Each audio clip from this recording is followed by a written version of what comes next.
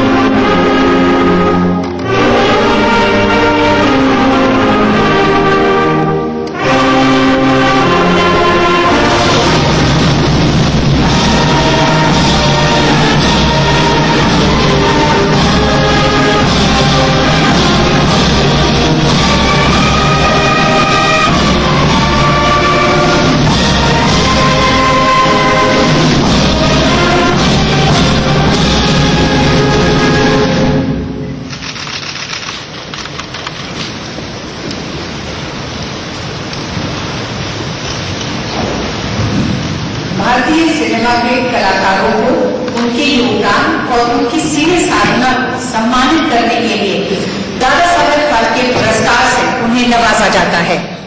दादा साहब फाल्के पुरस्कार भारतीय सिनेमा का सबसे बड़ा सम्मान है, जिसकी शुरुआत दादा साहब फाल्के के जन्म शताब्दी वर्ष 1969 से हुई।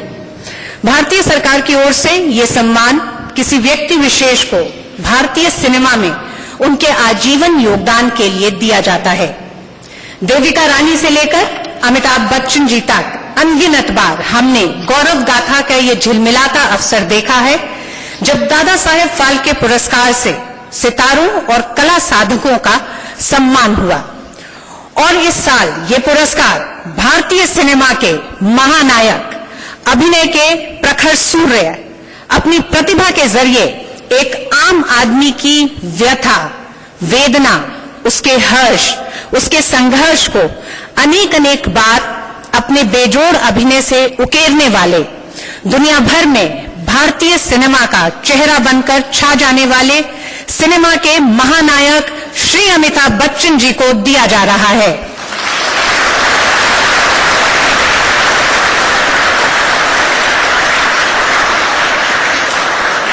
स्क्रीन आइकन अमिताभ बच्चन जी ने 1969 में फिल्म सात हिंदुस्तानी से अपने करियर की शुरुआत की और फिर 1970 के दशक में जंजीर, दीवार और शोले जैसी फिल्मों के माध्यम से युवा पीढ़ी के गुस्से को अभिव्यक्ति दी और उन्हें एंग्री यंग मैन कहा गया, जो आज भी भारतीय सिनेमा में एक ताकत बने हुए हैं।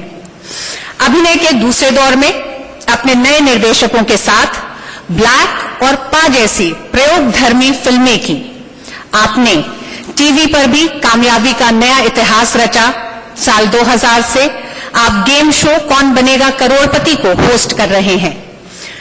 अभिनय के साथ साथ पोलियो उन्मूलन और स्वच्छ भारत मिशन जैसे सामाजिक सरोकार से जुड़े मुद्दों पर लोगों को जागरूक करने में आपका बड़ा योगदान रहा। कला और सिनेमा के लिए आपका अतुलनीय योगदान विश्व सिनेमा की अनमोल धरोहर है। श्री अमिताभ बच्चन जी ने पूरी दुनिया में न केवल अपनी प्रतिभा का लोहा मनवाया है, बल्कि वे भारतीय संस्कृति के दूत बनकर भी सारी दुनिया में भारत का परचम लहराने में कामयाब रहे हैं। भारतीय सिनेमा को दुनिया के हर कोने तक पहुंचाने में भी आपकी अहम भूमिका रही है। आपने सिनेमा के सफर में आप पद्म सम्मान के साथ ही 4 राष्ट्रीय पुरस्कार, 15 फिल्म फेयर पुरस्कार समेत फ्रांस के सर्वोच्च सम्मान से सम्मानित किए गए और करीब 200 से भी ज्यादा हिंदी और क्षेत्रीय फिल्मों में न सिर्फ अभिनय किया, बल्कि अन्य क्षमताओं में भी योगदान किया है। हमें इस बात की खुशी है कि हम सभी को इस गौरवमयी पल का साक्षी होने का अवसर मिल रहा है। अपार हर्ष और करतल ध्वनि से स्वागत कीजिए श्री अमिताभ बच्चन जी का।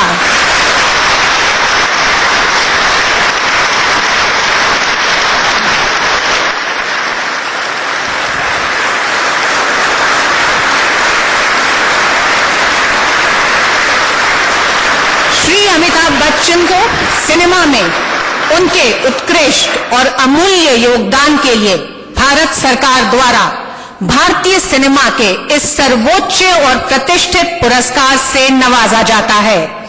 अमिताभ बच्चन वो प्रतिभावान अभिनेता हैं जिनके अभिनय ने अनेक पीढ़ियों के दर्शकों का मनोरंजन किया है और उनको प्रेरित भी किया है।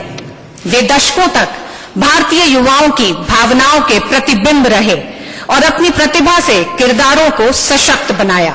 उन्होंने अपने अभिनय की प्रवीणता से प्रत्येक चरित्र के विभिन्न पहलुओं को उजागर किया, जिसने दर्शकों पर समुचित प्रभाव डाला और उनके हृदय को छुआ। श्री अमिताभ बच्चन की बहुमुखी अभिनय प्रतिभा भारतीय फिल्म जगत में निरंतर 5 दशकों से अधिक की अभिनय यात्रा, जो कि विभिन्न अविस्मरणीय पात्रों के जरिए सदैव अमर है, के लिए ये प्रशस्ति प्रदान की जाती है। श्री अमिताभ बच्चन।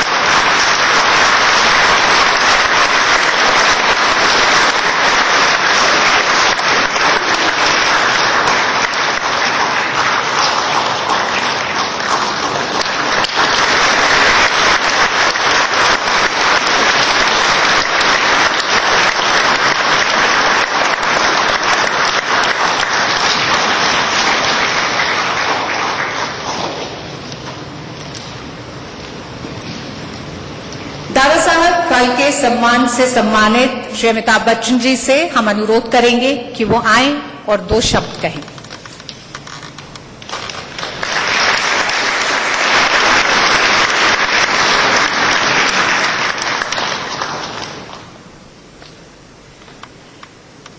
भारत के राष्ट्रपति माननीय और परम आदरणीय श्री रामनाथ कोविंद जी, सूचना और प्रसारण मंत्री आदरणीय प्रकाश जावड़ेकर जी, यहां उपस्थित सभी वरिष्ठ अतिथिगण, राष्ट्रीय पुरस्कार से सम्मानित सभी विजेता, देवियों और सज्जनों,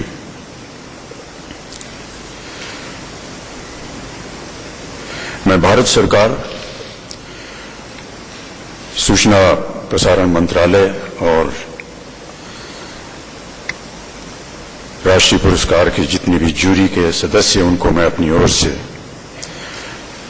अत्यंत अपना आभार प्रकट करना चाहता हूं कि आज उन्होंने मुझे इस योग्य समझा कि मैं दादा साहब फाल्के पुरस्कार से सम्मानित किया जाऊं। अनेक धन्यवाद।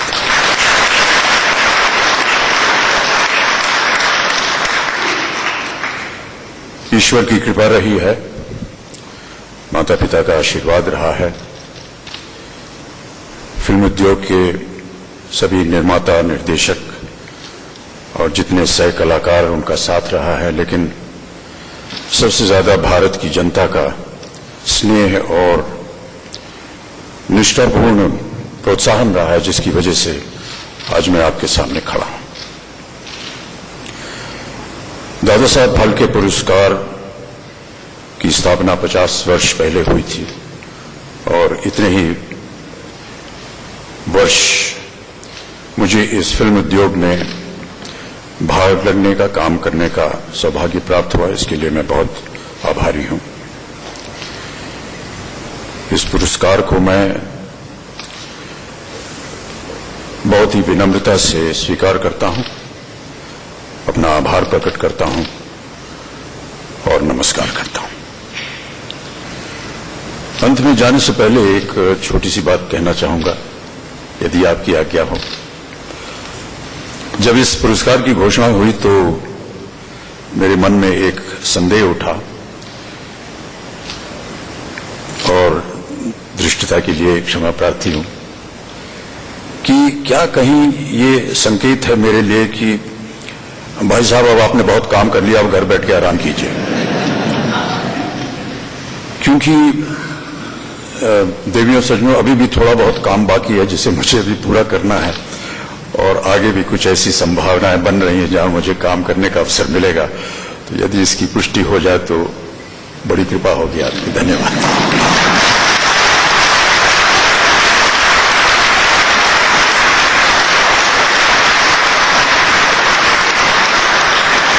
बहुत बहुत शुक्रिया श्री अमिताभ बच्चन जी। और भारत का दर्शक आपको शायद अभी आराम नहीं करने देगा। अब मैं अपने सभी गणमान्य लोगों से अनुरोध करूंगी कि राष्ट्रगान के लिए एक बार फिर आप लोग खड़े हो जाएं। ये समापन है समारोह का।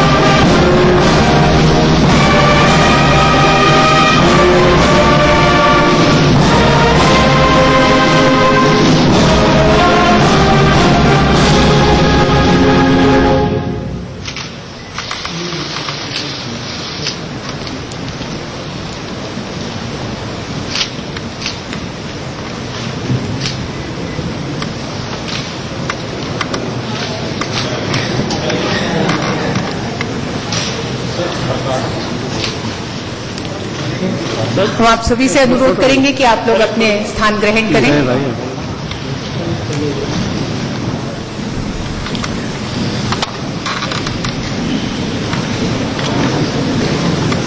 उदय प्रताप ज्यादा जानकारी के साथ हमारे साथ फोन लाइन पर जुड़े हुए हैं। उदय प्रताप, बड़े ही शालीन शब्दों में अमिताभ बच्चन ने अपना आभार व्यक्त किया इस पुरस्कार के लिए जो जीवन में बेहतरीन सिनेमा में योगदान के लिए दिया जाता है। अमिताभ बच्चन की उपलब्धियां, देश पर उनकी छाप और ये पुरस्कार किस तरह से देख पा रहे हैं आप, और समारोह में किस तरह से आप लोगों की मौजूदगी को भी देख पा रहे हैं? जी राजीव, और उन्होंने ये भी संदेश दे दिया इस अवसर पर कि वो इस महासम्मान के बाद रिटायर तो नहीं होने वाले। उनका जो कंट्रीब्यूशन है फिल्म इंडस्ट्री को वो लगातार जारी रहेगा 2020 में भी। और वहां उनकी पत्नी भी मौजूद थी, जया बच्चन जी, उनके बेटे अभिषेक बच्चन भी मौजूद थे। उनको भी बड़ा गर्व हो रहा होगा, जैसे पूरे देश को हो रहा है आज की महानायक को ये महासम्मान से नवाजा जा रहा है। और ये दिलचस्प बात भी यह है राजीव की उन्हें 2019 में पुरस्कार से नवाजा जा रहा है। 2019 के आखिरी कुछ घंटों में, आखिरी कुछ दिनों में ये पुरस्कार मिल रहा है, क्योंकि यही साल उन्होंने 50 वर्ष कंप्लीट किए हैं भारतीय फिल्म इंडस्ट्री में। 1969 में उनका डेब्यू हुआ था 7 हिंदुस्तानी फिल्म के संग भारतीय फिल्म इंडस्ट्री में। और 50 इयर्स लेटर, 50 साल बाद उनका जब गोल्डन दशक पूरा हुआ है तो उन्हें ये महासम्मान से नवाजा जा रहा है। इससे पहले भी वो Filmfare award, lifetime achievement award जीत चुके हैं। पद्मा भूषण और पद्मा विभूषण जैसे बड़े सम्मान उनको मिले हैं। मगर दादा साहब फाल्के अवार्ड अपने आप में आइकॉनिक अवार्ड होता है, क्योंकि दादा साहब फाल्के ही भारतीय सिनेमा के उन्होंने ही ये भारतीय सिनेमा को जो है स्थापित किया था। तो ये बहुत बड़ा पुरस्कार है, राष्ट्रपति के हाथ उन्हें ये मिला है। वो पिछले हफ्ते आ नहीं पाए थे उनके स्वास्थ्य की वजह से, और इसलिए ये खास आज रखा गया था। और इतनी सारी फिल्मों का उन कंट्रीब्यूशन रहा है। एंग्री यंग मैन उनको कहा जाता था, याराना, शोले जैसी आइकॉनिक फिल्म उन्होंने दी है, आनंद, जंजीर, सौदागर। गिनती जो है वो पूरी शाम हो जाएगी राजीव अगर मैं गिनती शुरू करूं। मगर दिलचस्प ये भी बात है कि अभी तक उनका जो है कंट्रीब्यूशन इस एज पे भी कम नहीं हुआ है। इसलिए इस वजह से रोल मॉडल बन चुके हैं पूरे भारत वर्ष के नौजवानों को कि इस एज में भी इतनी एनर्जी के साथ वो काम कर रहे हैं। अभी फिलहाल कुछ ही दिन पहले कौन बनेगा करोड़पति का लेटेस्ट सीजन जो है उन्होंने समाप्त किया था, और अभी भी उतनी ऊर्जा दिख रही थी जितनी 2001 में पहले सीजन में दिखती थी। जैसे मैं कह रहा हूँ 2020 में भी उनके बहुत सारे फिल्म आ रहे हैं। अभी वो -15 डिग्री जैसे तापमान में उन्होंने शूटिंग किया था चेहरे फिल्म के लिए। और अभी भी लग नहीं रहा है कि अमिताभ बच्चन जो है वो इतने मेगा स्टार बन चुके हैं। जिस तरह से वो काम करते हैं वो ऐसा लगता है वो अभी भी उतनी ऊर्जा से काम करते हैं जो वो डेब्यू कर रहे थे। जी उदय, समझ पा रहे हैं इन तमाम बातों को जो आप बता पा रहे हैं। अर्नब बनर्जी हमारे साथ फिल्म क्रिटिक इस वक्त जुड़े हुए हैं।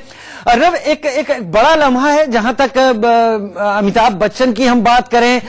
कुछ लोग तो यूं भी कहने लगे हैं फिल्म के बारे में और फिल्म को लेके कि एक तरीके से माना जा सकता है कि अमिताभ बच्चन से पहले का युग और अमिताभ बच्चन के बाद का युग, और ये दो तरह के युग हो गए हैं भारतीय फिल्म इंडस्ट्री में अब। जी हाँ, एक बात कही जाती है अक्सर, ना सिर्फ फिल्मों में, फिल्म इंडस्ट्री में, बल्कि बाहर भी, यहाँ तक कि हॉलीवुड में भी, कि अमिताभ बच्चन एक वन मैन इंडस्ट्री है। और उसकी कोई वजह होगी, क्योंकि ऐसा ही नहीं कोई 5 दशक से इतनी सक्सेसफुल फिल्में, इतनी तरह की फिल्में करते रहे हैं। मुझे लगता है कि आजकल के भी जो नौजवान हैं जो फिल्म इंडस्ट्री में आ रहे हैं वो भी जानने की कोशिश करते हैं, और करनी भी चाहिए कि अमिताभ बच्चन जो है वो है क्या, मतलब इस तरह के लिविंग लेजेंड बने कैसे। जहां तक मैं जानता हूं, जितनों से मेरी बात हुई है फिल्म इंडस्ट्री में, चाहे वो सह कलाकार हों, चाहे डायरेक्टर्स हों, एक्ट्रेसेस हों, या और भी उनके परिवार के लोग जो हैं, वो सब यही बताते हैं कि एक जबरदस्त डिसिप्लिन इंसान है। यानी डिसिप्लिन का एक दूसरा नाम है अमिताभ बच्चन। तो वन मैन इंडस्ट्री के साथ साथ एक चीज और सामने आती है, वो ये है कि इतने सालों से निरंतर इतने निष्ठा से काम करना कोई आसान बात नहीं है। मैं उसी बात पर आ रहा था अर्नब जी कि बड़े व्यंग्यात्मक लहजे में उन्होंने ये कहा कि ये पुरस्कार जब मिलता है तो माना जाता है कि आप घर पर बैठिए, लेकिन मुझे अभी बहुत काम करना है। और अदाकारी दिखाना अलग बात है, वो अपनी फिटनेस बनाए रखना, अदा और कलाकारी जो है उसके स्तर को बनाए रखना, तो इन सबको मेंटेन करना भी एक बहुत बड़ा चैलेंज, और शायद तभी कोई महानायक बनकर उभर पाता है। बिल्कुल, महानायक की जो उपाधि उनको दी गई है वो बिल्कुल सही दी गई है, क्योंकि जिन्होंने भी उनके साथ काम किया है वो बताते हैं कि चाहे वो गर्मी हो, अभी उदय प्रताप ने बताया कि 16 डिग्री में वो काम करके आ रहे हैं जी, चाहे वो सर्दियां हो चाहे बारिश हो, और जो भी गेटअप है वो उसमें ही रहते हैं, यहां तक कि अपनी लाइंस मेमोराइज करके आते हैं पहले से, और जो साथी कलाकार हैं उनको भी बहुत सहायता करते हैं। यानी सिर्फ अपने लिए ही नहीं काम करते, वो जो सीन में गुंजाइश है किसी भी इंप्रूवमेंट की, वो जो भी साथी कलाकार हैं, को एक्टर्स उनके साथ मिलकर रिहर्स करते हैं, सजेशंस देते हैं, but end of the day he remains the directors actor, यानी कि डायरेक्टर की इंस्ट्रक्शंस को वो फॉलो करते हैं। यानी फिल्मी दुनिया में जो भी उनका योगदान है उसे और अगर बेहतर करना हो तो उसके लिए भी वो तैयार रहते हैं, अपने रोल के अलावा भी। आप हमारे साथ बने रहिए, लगातार हम बात करते रहेंगे इस वक्त महानायक अमिताभ बच्चन के बारे में। वक्त छोटे से ब्रेक का, जल्द हाजिर होते हैं। महानायक अमिताभ बच्चन को दादा साहब फाल्के पुरस्कार से नवाजा गया है। हमारे साथ फिल्म क्रिटिक अनिवन बनर्जी हमारे साथ, अर्नव बनर्जी हमारे साथ मौजूद है। अर्नव, हम लगातार एक बात लिख रहे हैं कि कोई यूं ही नहीं बनता अमिताभ। क्या आज की जनरेशन में अमिताभ बनने की काबिलियत है? क्या हमको भविष्य में अमिताभ और मिल सकते हैं? देखिए, कुछ लोग टैलेंट लेके आते जरूर हैं, लेकिन अमिताभ बच्चन बनना आसान नहीं है, बल्कि तकरीबन असंभव है, क्योंकि 5 दशक में आप देखिए कितनी तरह की फिल्में करी हैं और हर दशक में उन्होंने री इन्वेंट किया अपने आप को। चाहे जंजीर हो, दीवार, उस समय एक्शन फिल्म का दौर था, एंग्री यंग मैन बन के आए, उसके बाद कॉमेडी करी चुपके चुपके, रोमांटिक फिल्म्स करी जैसे कभी कभी हो, और उसके बाद समांतर फिल्मों के साथ साथ 5 ऐसी फिल्म भी किया, जैसे ब्लैक थी या पा थी या पीकू थी। ये अलग अलग किस्म की फिल्में करने के साथ साथ उन्होंने रीइन्वेंट किया अपने आप को। और जैसे मैंने पहले कहा कि डिसिप्लिन बहुत जरूरी है, और सेट पर भी जिन्होंने उनके साथ काम किया है उन्होंने बताया है कि वो हर सीन में एक ऐसे बात काम करते हैं जैसे वो पहली बार किसी यकीनन डिसिप्लिन बहुत जरूरी है, और शायद अगर उसकी मौजूदगी हो तो इतना लंबा जीवन फिल्म में जिया जा सकता है, हमें अगला अमिताभ मिल सकता है। बहुत शुक्रिया अर्नव बनर्जी हमारे साथ तमाम बातचीत करने के लिए, हमारे साथ जुड़ने के लिए। हमारे इस खास पेशकश में फिलहाल इतना ही। वक्त छोटे से ब्रेक का है।